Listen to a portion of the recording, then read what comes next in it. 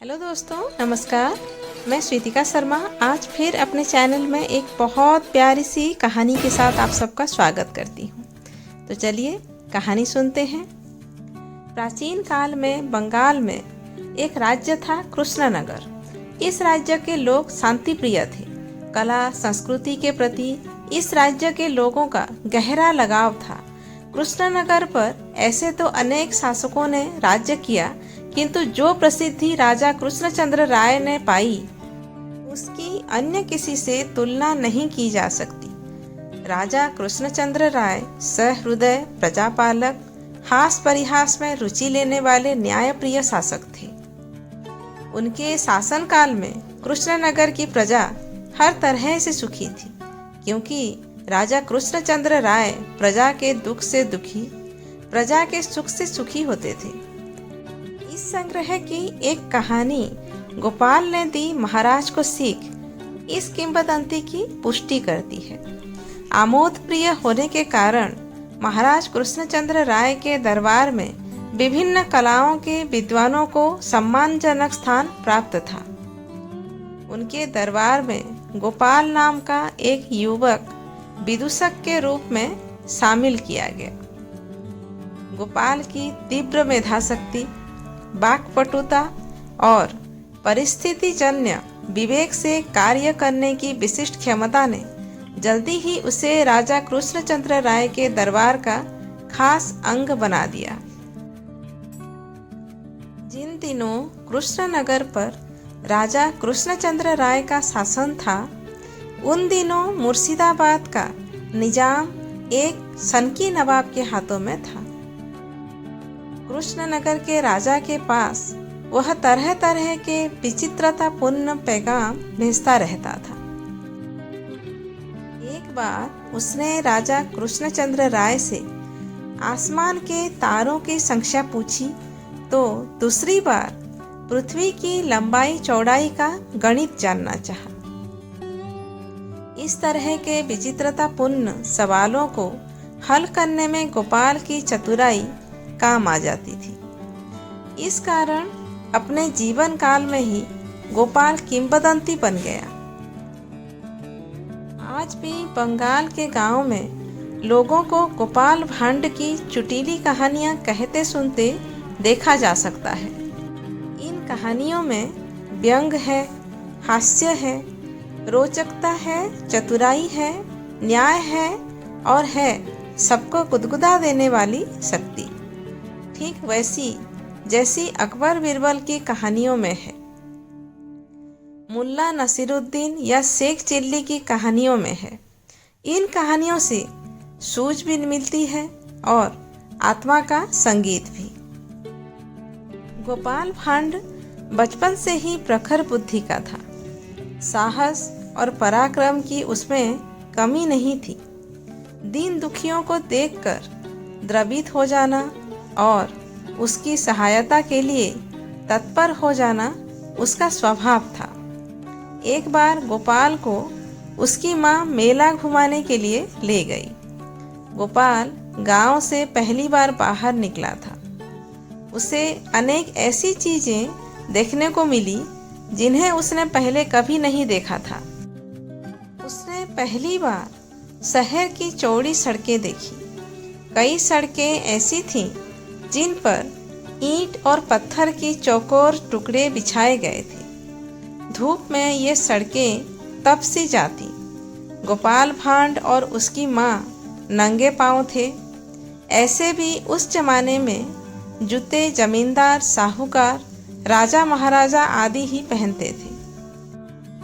गोपाल का मन चिकनी सड़क पर सरपट भागने को हो रहा था, मगर धूप के कारण तपती सड़क पर पांव रखने पर उसके तलवे जलते से महसूस होते। गोपाल की बेचैनी और उसकी हसरत दोनों को उसकी माँ समझ रही थी।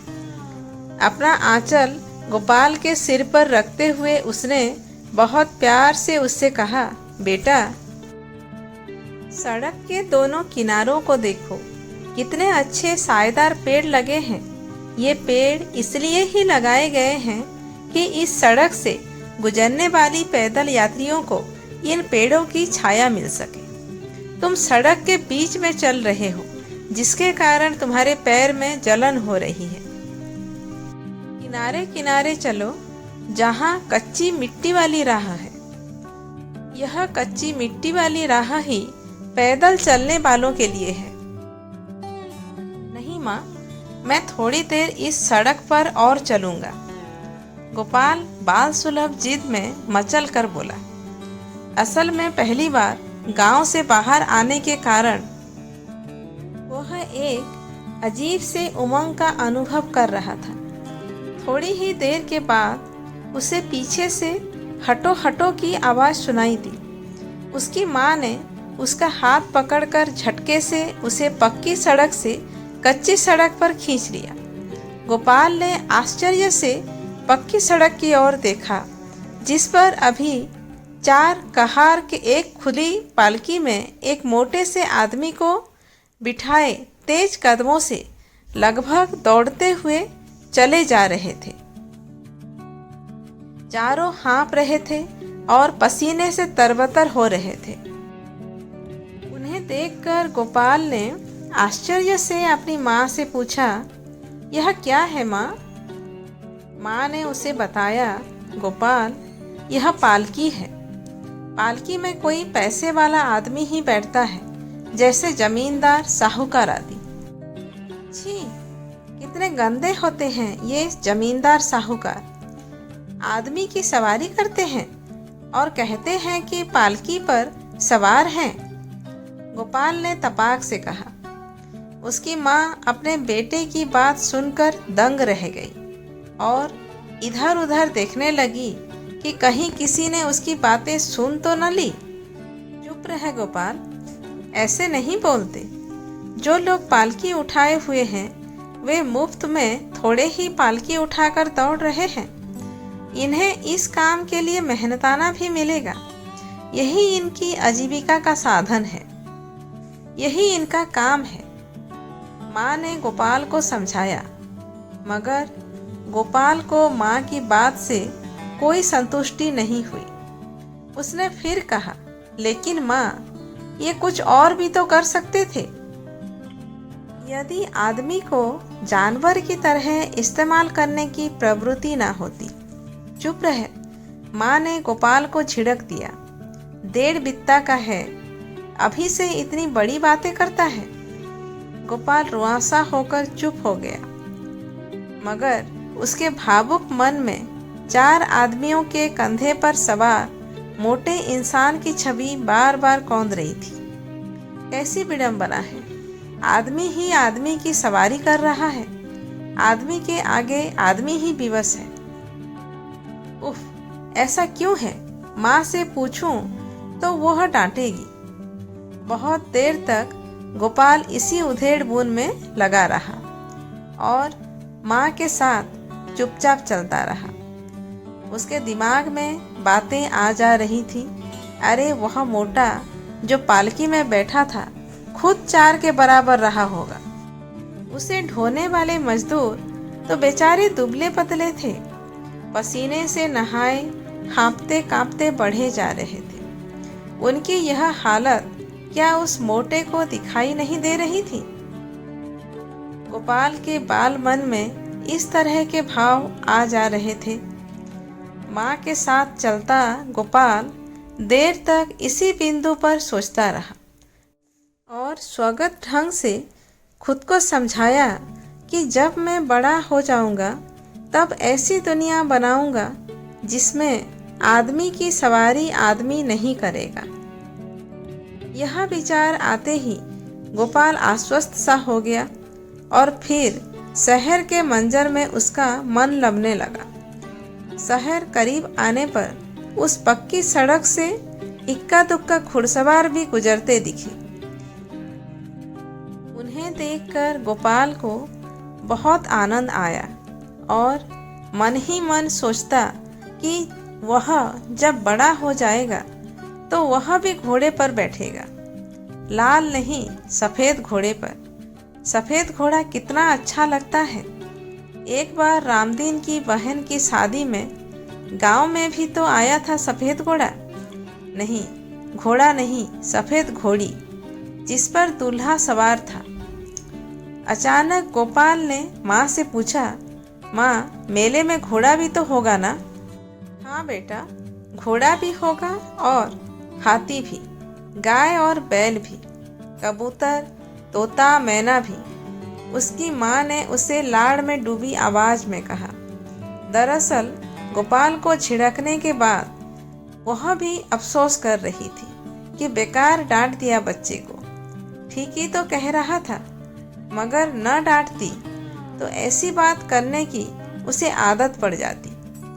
जमाना खराब है, कहीं किसी बड़े आदमी के कान में उसकी बातें पड़ जाए तो।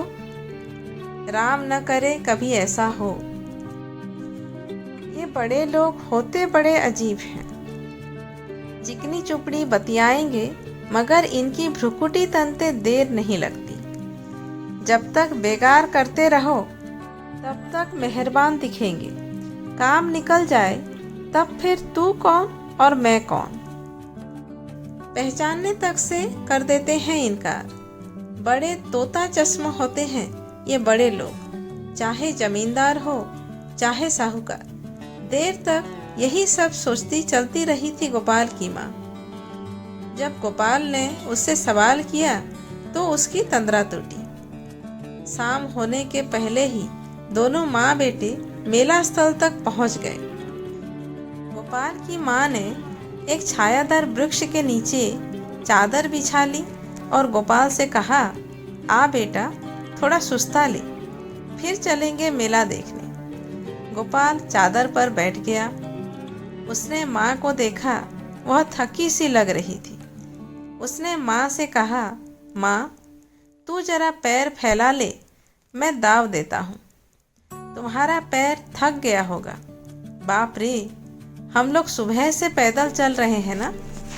गोपाल की माँ को अपने बेटे पर बहुत प्यार आया और उसने गोपाल को अपनी गोद में समेट लिया। गोपाल थका हुआ था। माँ की गोद में आने और सहलाए जाने से उसे नींद आने लगी और वह माँ की गोद में ही सो गया। गोपाल की माँ भी थकान मिटाने के लिए बेटे को गोद में चिपकाए वहीं लेट गई। थोड़ी ही देर में उसे भी नींद आ गई। एक अजीब से शोर के कारण उन लोगों की नींद खुली। शोर का कारण समझने के लिए गोपाल की माँ ने सड़क के दोनों ओर देखा। मेला जाने की राह में उसे एक हाथी जाता हुआ दिखा। हाथी पर एक मोटा आदमी बैठा हुआ था।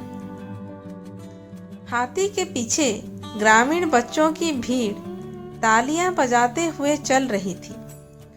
जब कभी भी हाथी अपना मुंह हिलाता या सूंड से कोई हरकत करता तो बच्चे शोर मचाने लगते। बच्चों के मुंह से हर्षा तिरे में निकलने वाली आवाज़ों से पैदा हुए शोर के कारण ही उनकी नींद खुली थी। गोपाल ने भी हाथी की ओर देखा, मगर उन्नीदा होने के कारण उसने उसमें कोई रुचि नहीं ली। अपनी माँ की गोद में सिर रखकर फिर लेट गया। गोपाल की माँ उसके सिर पर हाथ फेर रही थी। थोड़ी देर के बाद उसने बहुत प्यार से गोपाल से पूछा, बेटा, रोटी खाएगा?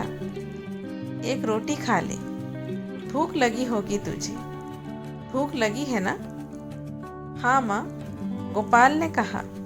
गोपाल की माँ ने झोले से एक मसालेदार रोटी निकालकर गोपाल के हाथों में थमा दी और एक रोटी लेकर खुद भी खाने लगी। रोटी खाने के बाद गोपाल ने कहा, माँ, पानी? गोपाल की माँ ने कहा, चल बेटा, अब रास्ते में कहीं पानी मिल जाएगा। इतना बड़ा मेला है तो वहाँ प्याऊ तो होगा ही। रास्ते में ना मिला तो मेले में मिल ही जाएगा। मेला का नाम सुनते ही गोपाल में फिर बाल सुलभ उत्सुकता पैदा हो गई। वह प्यास भूल गया और माँ के साथ मेले की ओर बढ़ने लगा। मेला पहुंचकर उसकी माँ ने गोपाल को झूले पर बिठा दिया और देर तक उसने झूले का मजा लिया। फिर वे दोनों मेले में आए पशुओं को देखने गए। मेले में गोपाल ने पहली बार ऊंट देखा। माँ ने उसे बताया कि ऊंट को रेगिस्तान का जहाज कहते हैं। दरअसल रेगिस्तान बहुत विस्तृत बालुआ मैदान होता है। दूर तक बालू ही बालू, जिधर नज़र दौड़ाओ उधर बालू। इस मैदान में अन्य जानवरों का चलना मुश्किल होता है, मगर ऊंट की पतली और लंबी टांगें इस रेगिस्तान में आराम से चलती हैं। दूसरी विशेषता ऊंट की यह भी होती है कि वह कई कई दिनों तक बिना पानी के रह सकता है, क्योंकि ऊंट के पेट में एक थैली होती है जिसमें ऊंट अपनी ज़रूरत के लिए पानी सुरक्षित रख लेता है। पानी का नाम सुनते ही गोपाल को अपनी प्यास याद आ गई और वह पानी पीने के लिए मचल उठा कि माँ ने पता किया। संयोगवश पशु मेले में ही प्याऊ की व्यवस्था थी। वह उसे लेकर प्याऊ पर गई, खुद भी पानी पिया और गोपाल को भी पानी पिलाया।